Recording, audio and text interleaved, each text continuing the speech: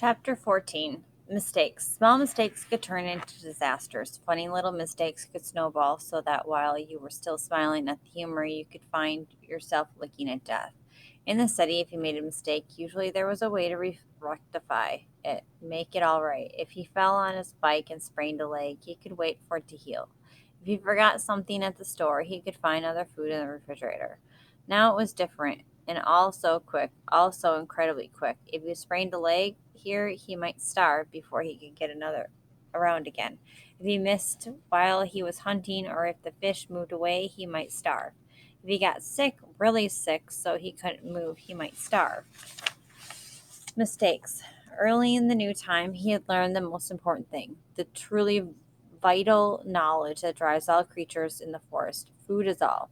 Food was simply everything. All things in the woods, from insects to fish to bears, were always, always looking for food. It was the great single driving influence of nature to eat. All must eat. But the way he learned it almost killed him. His second new night, stomach full of fish and the fire smoldering in the shelter, he had been sound asleep when something, he thought later it might be smell, had awakened him. Near the fire, completely unafraid of the smoking coals, completely unafraid of Brian, a skunk was digging where he had buried the eggs.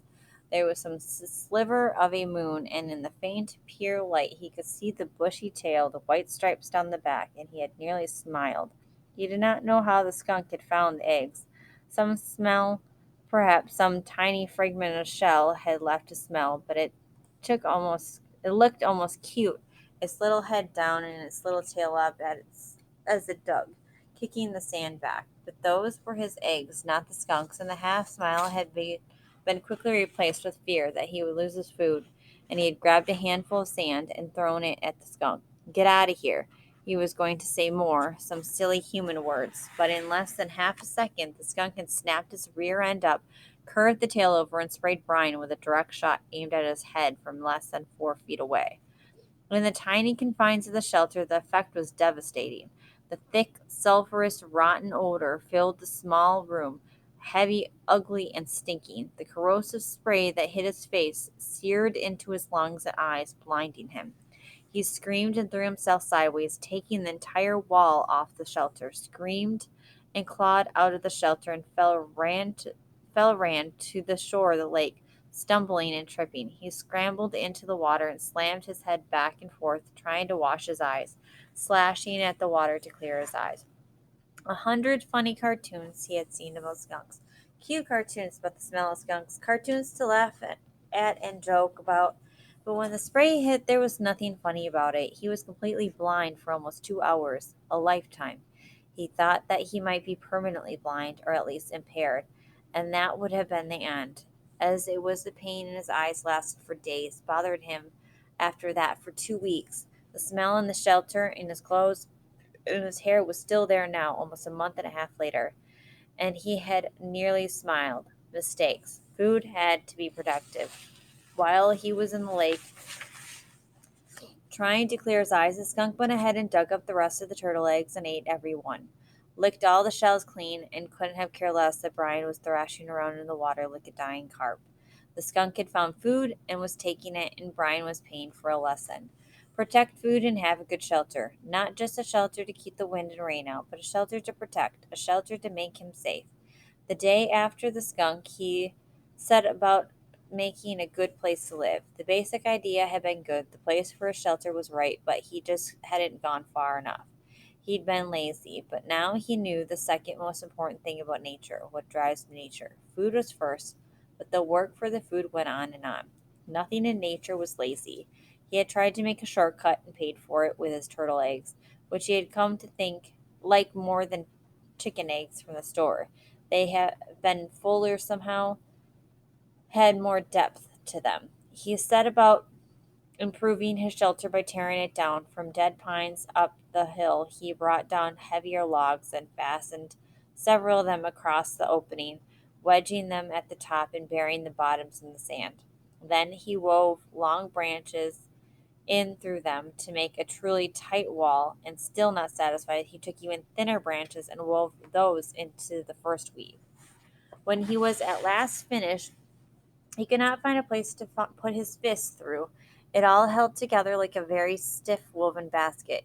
He judged the door opening to be the weakest spot, and here he took special time to weave a door of willows in so tight a mesh that no matter how a skunk tried or porcupine, he thought, looking at the marks in his leg, it could not possibly get through. He had no hinges, but by arranging some cut off limbs at the top in the right way, he had a method to hook the door in place, and when he was in and the door was hung, he felt relatively safe. A bear, something big, could still get in by tearing at it, but nothing small could bother him, and the weave of the structure still allowed the smoke to filter up through the top and out. All in all, it took him 3 days to make the shelter, stopping to shoot fish and eat as he went, bathing 4 times a day to try and get the smell from the skunk to leave.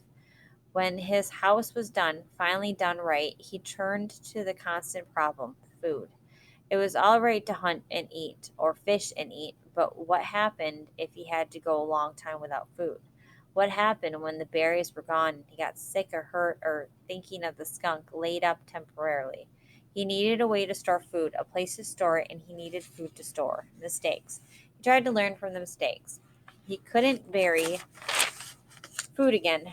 Couldn't leave it in the shelter because something like a bear could get at it right away. It had to be high, somehow high and safe. Above the door to the shelter, up the rock face, about 10 feet, was a small ledge that could make a natural storage place, unreachable to animals, except that it was unreachable to him as well. A ladder, of course. He needed a ladder, but he had no way to fashion one, nothing to hold the steps on, and that stopped him until he found a dead pine with many small branches still sticking out. Using his hatchet, he chopped the branches off so they stuck out 4 or 5 inches all up along the log. Then he cut the log off about 10 feet long and dragged it down to a shelter. It was a little heavy but dry, and he could manage it. And when he propped it up, he found he could climb to the ledge with ease, though the tree did roll from side to side a bit as he climbed. His food shelf, as he thought of it, had been covered with bird manure, and he carefully scraped it clean with sticks. He had never seen birds there, but that was probably because the smoke from his fire went up right across the opening and they didn't like smoke. Still, he had learned, and he took time to weave a snug door for the small opening with green willows, cutting it so it jammed in tightly. And when he finished, he stood back and looked at the rock face, his shelter below, the food shelf above, and allowed a small bit of pride to come. Not bad, he had thought, not bad for somebody who used to have trouble greasing the bearings on his bicycle. Not bad at all. Mistakes. He had made a good shelter and food shelf, but he had no food except for fish and the last of the berries. And the fish, as good as they still tasted then, were not something he could store. His mother had left some salmon out by mistake one time when they went on an overnight trip to Cape Hesper to visit relatives, and when they got back, the smell filled the whole house. There was no way to store fish. At least, he thought, no way to store them dead. But as he looked at the weave of his structure, a thought came to him, and he moved down to the water. He had been putting the waste from the fish back in the water, and the food had attracted hundreds of new ones. I wonder. They seemed to come easily to the food, at least the small ones. He had no trouble now shooting them, and had even speared one with his own fish spear now that he knew to aim low. He could dangle something in his fingers and they'd come up to it.